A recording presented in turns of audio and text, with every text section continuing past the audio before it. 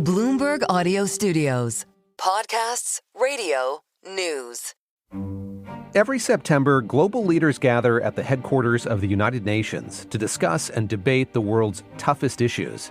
There's 89 heads of state, 5 vice presidents, 1 crown prince, and 43 heads of government. Magdalena del Valle covers the UN for Bloomberg, and she says the 80-year-old institution is at a critical juncture. The United States, which is responsible for about 20% of the UN's annual budget, hasn't paid its dues in months. And President Trump says the organization is bloated and isn't living up to its potential. That was the backdrop to Trump's arrival to the General Assembly on Tuesday.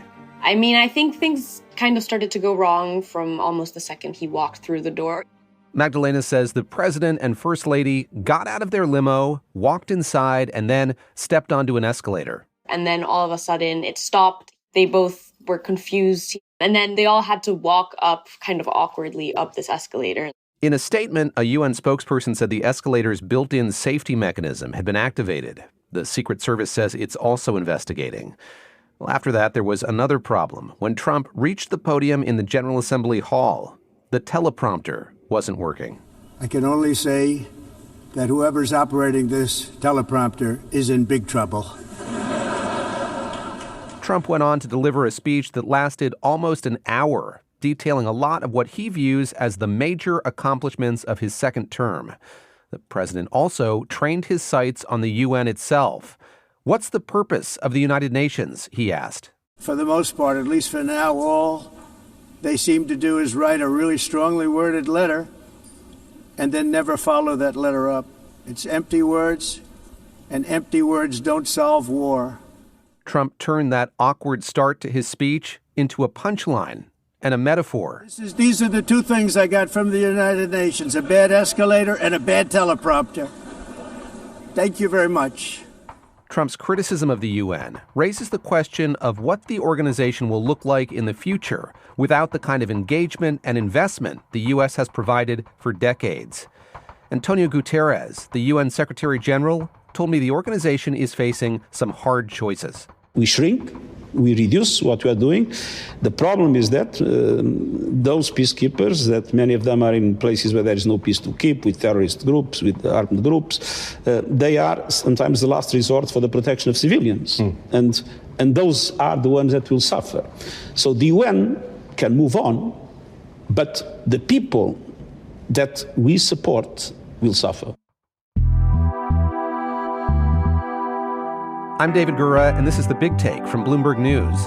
Today on the show, the United Nations at a tipping point.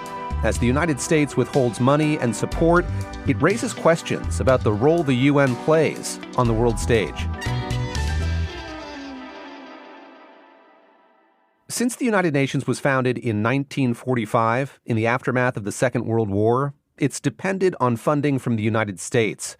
But the country's unpaid obligations to the UN are now more than $3 billion. So when I sat down with UN Secretary-General Antonio Guterres last week, I asked him, can the UN survive without U.S. support? We are having some massive cuts. The agencies have responded in humanitarian aid and development cooperation, which means that they reduced staff, they shrunk their operations.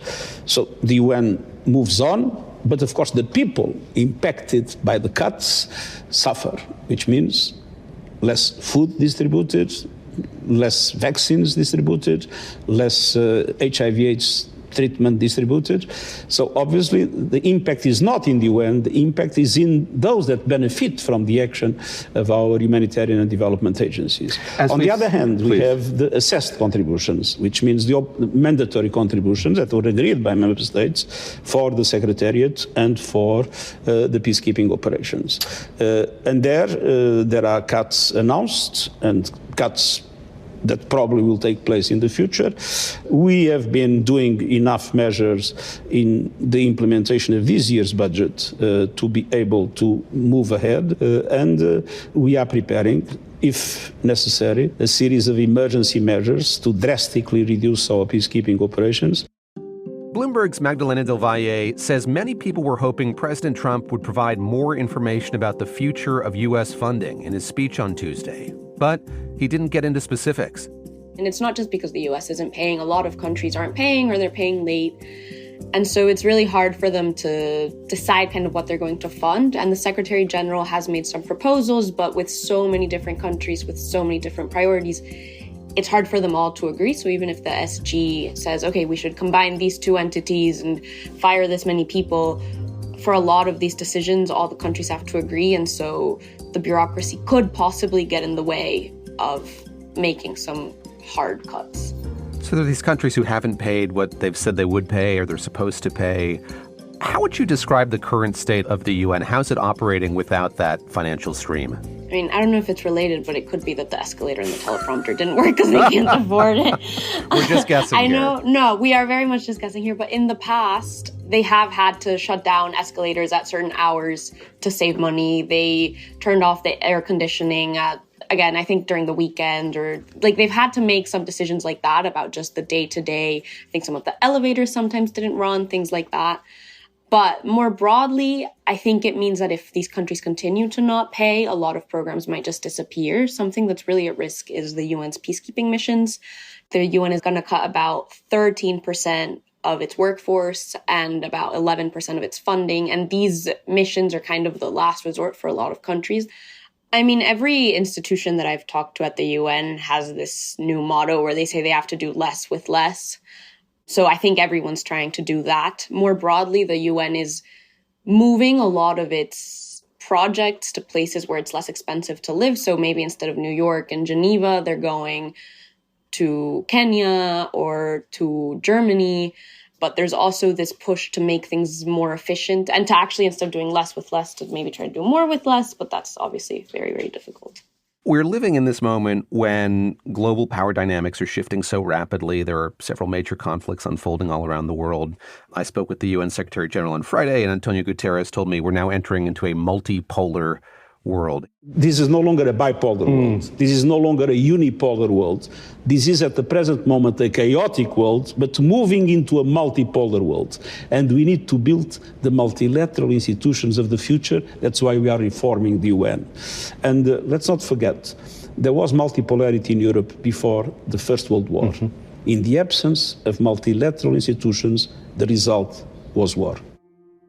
It does seem like this is just the kind of moment that the UN was created 80 years ago to address. A couple months ago, I spoke to someone and kind of brought up the same question. And his answer was, well, we haven't had a third world war yet, so the UN is still working. But yeah, I mean, we have the conflict between Israel and Gaza. We have Russia and Ukraine. There was actually a Security Council meeting called on by Estonia to defend their own airspace. And now NATO is saying that they're going to really defend their countries if Russia flies over them. So there's also tension with Iran. Right now, they're kind of in a very tight spot where they have a week left to maybe come up with a deal before the UN brings back sanctions on Iran. But as long as we don't start World War III, some experts say that the UN is working. I want to go back to President Trump's speech, and I wonder if you could draw a contrast between the speech that he delivered in 2025 and the first speech he delivered 8 years ago. Help us understand just how different the world is today than it was 8 years ago. I mean, President Trump had this ambition to kind of reorder the global order. There were those who didn't take him seriously before. He has been successful in kind of pushing for or making a lot of the changes that he said he would back then. I think that's exactly right. I think 8 years ago, people didn't take him as seriously. I think world leaders kind of thought he was a bit of a joke. And now he's here and he is not a joke. They're taking him seriously. They're making sure to get in his good graces because they know he can and will make their lives difficult if he wants to. You hear the president's skepticism of the UN as it exists today. And I'm curious how that affects the way other member states look at the U.S.'s role in the UN. As you talk to people there, other diplomats, what do they say just about the level of power or influence that the U.S. has today? Well, I think one of the hardest things for a lot of the member states is the reality that no other country can really step up to take the U.S.'s place. There is a lot of speculation that China might step up and have more influence in the UN or a different country, but the magnitude of the U.S.'s influence and just, the sheer scope of the money they contributed, no one can match that. So sure, some countries might try here and there, but I mean, I just think it's unmatchable. Without the full backing of the U.S., how much can the UN do to promote peace and security around the world? That's next.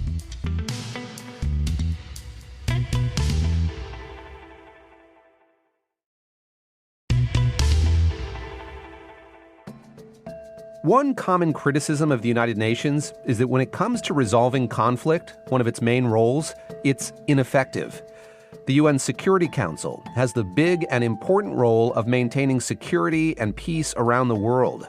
But it's often deadlocked, frozen, blocked from moving forward because the Council's 5 permanent members, China, France, Russia, the United Kingdom, and the US, have all powerful vetoes.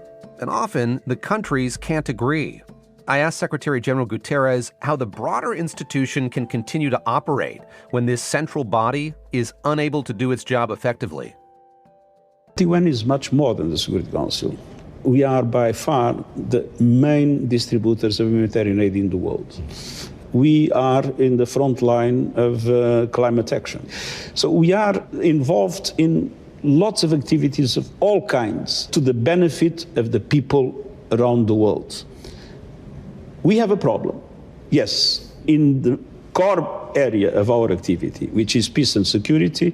We depend on a Security Council that today has a problem of legitimacy because it doesn't correspond anymore to the world of today. When we are talking about multipolarity, yes. Where is the multipolarity in the Security Council? Clearly not. And it has a problem of efficiency. And that is a serious restriction for our activity. But usually say, when we do not have a dog, we hunt with a cat, but we hunt. On Tuesday, the Security Council had separate 3-hour meetings on Gaza and Ukraine. There are a lot of conversations about these conflicts. And then I do think in the background, there's that sense of, do we need the UN for this or not? The question of Palestinian statehood is, of course, front and center at this gathering. Canada, the UK, and Australia announcing they now recognize Palestinian statehood. What is your sense of the significance of them doing that, and how is that reverberating around the UN this week? I mean, it's pretty clear, and everyone has said that it's mostly symbolic. I mean, in the long run, I know that Macron said he's hoping to have embassies and to have more solid things that represent that France recognizes Palestine as a state, and I'm sure other countries are working on that as well. But for now, in the short term, it is mostly just ideological, which some countries think is good because it's going to put pressure on Israel. Someone I spoke to yesterday actually said it might be counterproductive because the pressure on Israel might actually be a motivation for them to really bring down the hammer harder than before because they feel more threatened. So I mean, I guess we'll see what happens. Another point of tension at this year's General Assembly is immigration. In his Tuesday remarks, Trump called on other UN member countries to clamp down on border security. It's time to end the failed experiment of open borders. You have to end it now. See, I can tell you, I'm really good at this stuff. Your countries are going to hell. Trump has pressured the UN to change its protocols for asylum seekers. Basically, the UN has had this long-standing rule for how asylum should work, and the Trump administration, they want, I think, to have the countries that people arrive to make more of the decisions rather than the people. They shouldn't be able to decide which country to go to. They should just, if you make it to one place, then that's where you're stuck. You can't suddenly decide to go somewhere else. I think Trump also wants to propose that the host country can get to decide when the asylum seeker can go back. They can assess how the other country's doing. And if the host country decides that it's okay, then the person can be sent back. So they definitely want to make a lot of changes. In light of what we've discussed, I think the trajectory of the UN doesn't sound like it's on a great path. What do your sources say about where the organization is headed? This is not the first year, and I don't think it'll be the last year, where people say that the United Nations is in a crisis. I mean, I think ever since it was founded, people have criticized it. People have thought that it's going to fail, and it hasn't. And a lot of the sources I've spoken to, I mean, when there was the crisis in Iran and things like that, we're saying, yeah, the UN can't really mitigate every single little fight between two countries. They just have to make sure the big picture stays okay. And so, yeah, I mean, someone was saying we're going to be here next year again, and we're going to be wondering if we're going to be here the year after that, but we probably will. I don't think the UN is going anywhere, even though people every year think it might be its last year.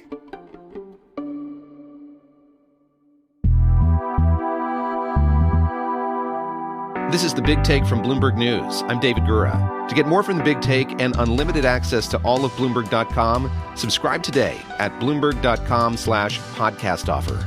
Thanks for listening. We'll be back tomorrow.